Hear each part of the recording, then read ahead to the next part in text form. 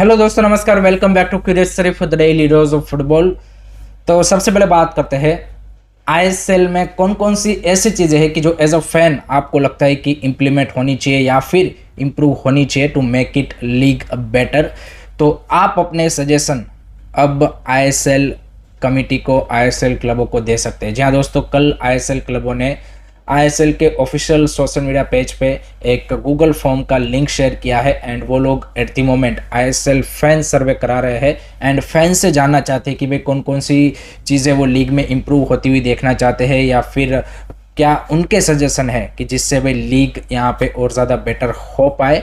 तो definitely as a ISL fan आपको इस फॉर्म को फिलअप करना चाहिए। 4-5 मिनट लगेगा एंड उसमें जो क्वेश्चनरीज है उसमें उन्होंने पूछा है कि भाई फॉरेनर्स की क्वालिटी, किक ऑफ टाइम क्या होना चाहिए, ब्रॉडकास्टर में आप कौन सा सब्सक्रिप्शन प्लान आप प्रीफर करते हो, आप क्या स्टेडियम में जाके मैच देखते हो या फिर टीवी पे देखते हो या फिर ओटीटी पे देखते हो, यहाँ पे जो स्टेडियम के अंदर आपका ओवरऑल एक्सपीरियंस है वो कैसा है, वहाँ पे क्या क्या इंप्रूवमेंट होनी चाहिए, रेफरिंग के बारे में आपका क्या ख्याल है कि क्या और ज़्यादा टेक्नोलॉजी ऐड करनी चाहिए। तो ये सारे क्वेश्चनरीज वहाँ पे रखे गए हैं एंड आप अपने भी ओर से यहाँ पे सजेशन दे सकते हो एंड बताया गया है कि जो यहाँ पे सजेशन उनको मिलेंगे उसमें से डेफिनेटली वो चीज़ों को इम्प्रूव करने के लिए या फिर इम्प्लीमेंट करने के लिए देखेंगे। So that's good because as we all know कि fans are one of the key stakeholders of the league and let's see यहाँ पे इस सर्वे के थ्रू उनको क्या क्या सजेशन मिलते हैं एंड उसमें से कौन कौन सी चीज़ें हमें नेक्स्ट सीज़न की आईएसएल में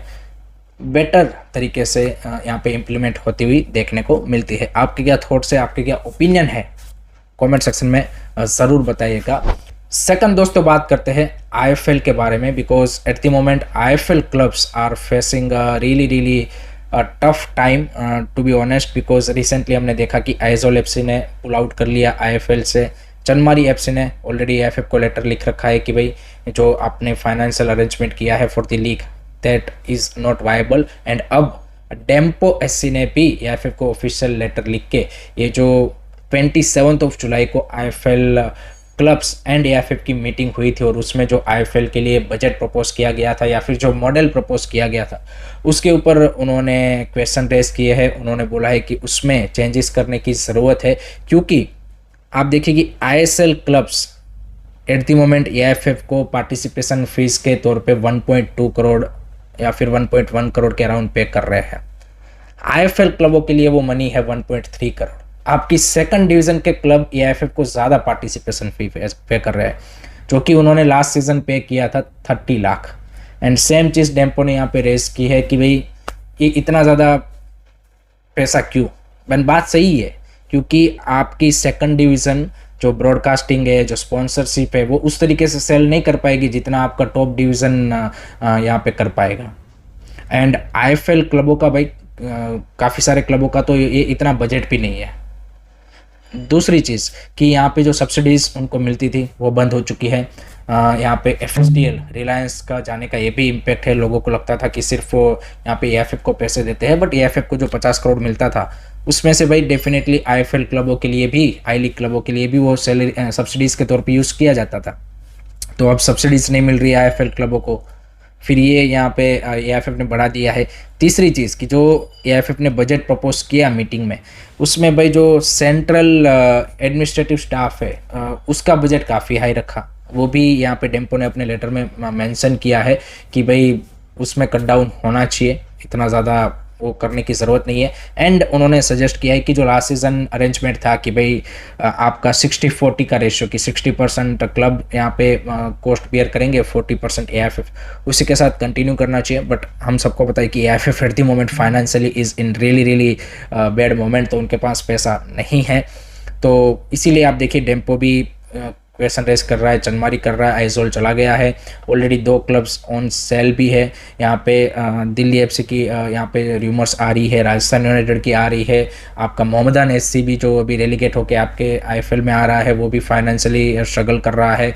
सो आपके 10 में से भाई 5-6 क्लब तो ऐसे ही यू कैन से कि फेसिंग प्रॉब्लम्स, तो बचे आपके 3-4 क्लब। तो I think AFF need to seriously look into this matter and जो एएफएफ के विथ इन स्टाफ मेंबर्स है this is there I would say कि फेलियर।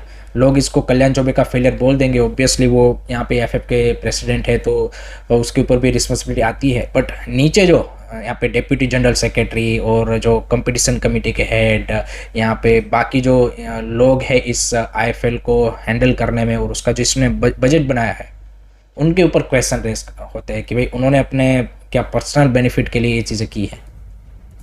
बिकॉज आपको भाई रियलिस्टिक तरीके से आगे बढ़ना चाहिए। लेट्स सी आईएफएफ किस तरीके से आगे चीज़ों को हैंडल करता है, बट आईएफएल क्लब्स के लिए भाई एट द मोमेंट पार्टिसिपेट करना काफ़ी सारे क्लबों के लिए मुश्किल दिख रहा है। आपके क्या थॉट्स है, आपके क्या ओपिनियन है, do let me know in the comment section. Next दोस्तों बात करते हैं AFC अंडर-20 क्वालिफायर्स के बारे में। 20 डेज लेफ्ट, 31 ऑफ अगस्त से किक ऑफ हो रहे हैं and as we all know कि इंडिया के ग्रुप में Uzbekistan as a host, then Bangladesh है एंड सीरिया है।